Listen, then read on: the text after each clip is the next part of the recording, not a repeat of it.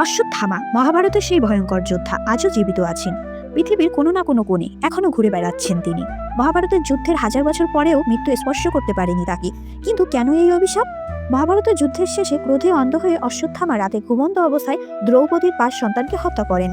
এই নিষ্ঠুর কাজের জন্য শ্রীকৃষ্ণ বলেছিলেন, আমি তোমাকে আশীর্বাদ করছি, তুমি অমরত্ব লাভ করবে।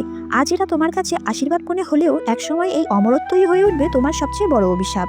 তোমার কপালের ক্ষত কখনোই শুকাবে না, সারা জীবন রক্ত ঝরবে। তোমার দেহ ও মনে অসহনীয় যন্ত্রণা স্থায়ী হবে। মানুষ তোমাকে ঘৃণা করতে শুরু করবে, তুমি সবসময় একা হয়ে পড়বে। এই পৃথিবীর জঙ্গল, পর্বত আর নির্জন গুহায় তোমাকে চিরদিন ঘুরে বেড়াতে হবে। তোমার শরীর ধীরে ধীরে বিকৃত হবে এবং তুমি নিজের রূপই হারিয়ে ফেলবে। আর এক সময় তুমি নিজেই মৃত্যু চাইবে, কিন্তু মৃত্যু কখনোই তোমার কাছে ধরা দেবে না।